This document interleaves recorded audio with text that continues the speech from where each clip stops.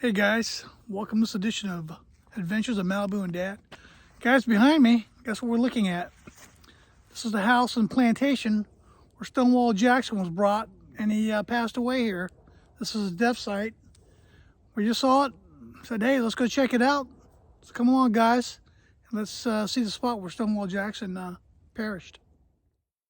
We're glad to share the places and the people that we'll meet. Think of the memories we'll have,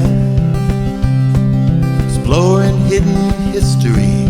It's time to hop aboard on the road with Malibu and Dad. On the road with Malibu and Dad.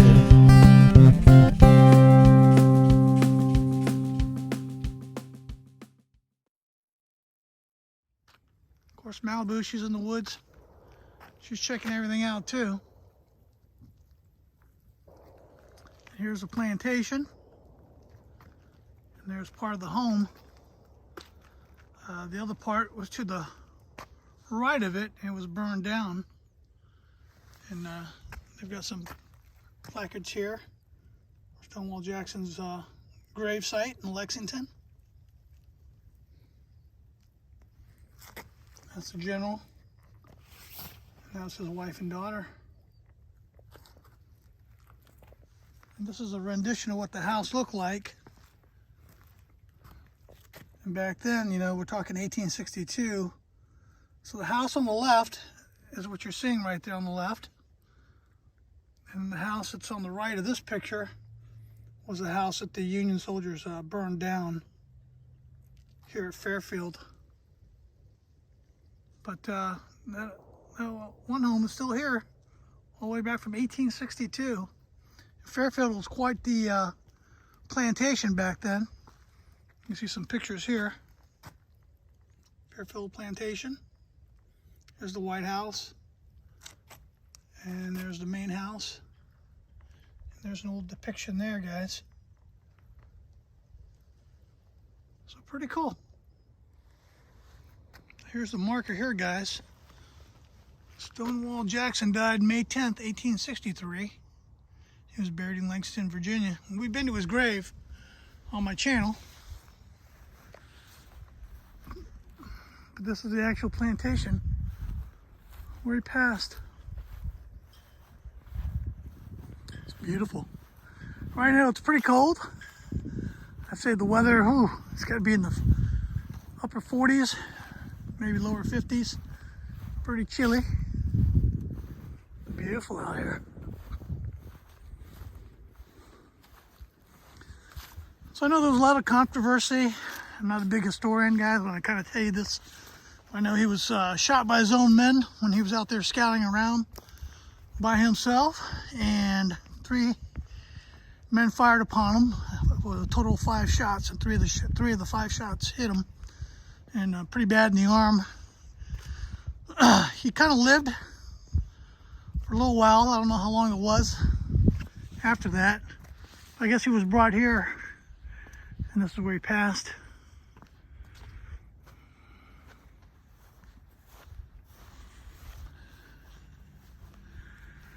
Here they got a picture here of him in the window.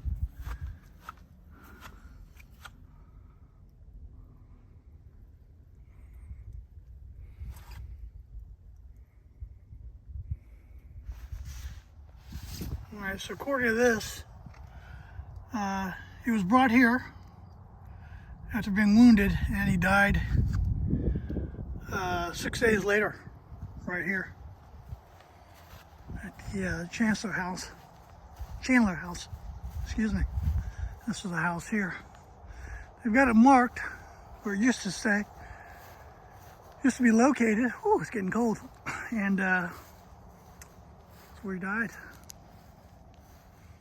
Took his last breath right here, guys. One of the greatest generals in the Confederacy.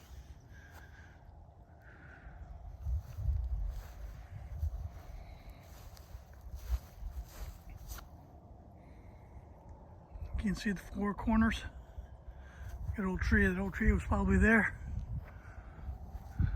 There's another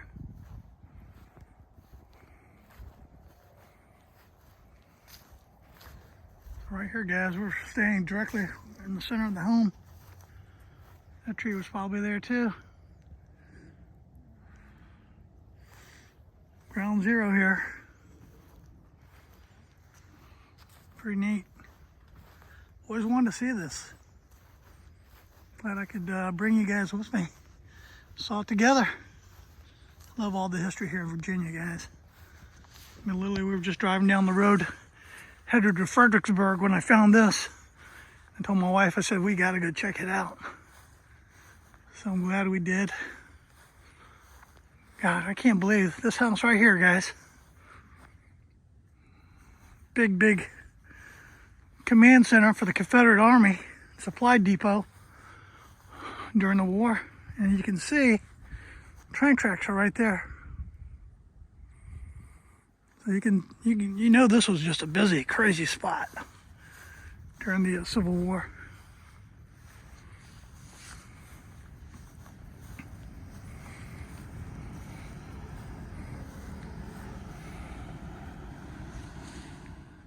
You can see the sunset, guys. All right, I'm a dummy. After doing a little bit of history searching, the Channel House was not where Jackson died. He actually did die in this home right here. And he died in that bedroom to the right. That was his sick room. It says if you look through the window down, you can learn a little history. Don't be a dummy like me. You can see right there. Explains everything. And this was his sick room. That's the room he died in, guys. So we're definitely on hollow ground right here. That's amazing. So I stand corrected. I'm sorry. I'm not a historian.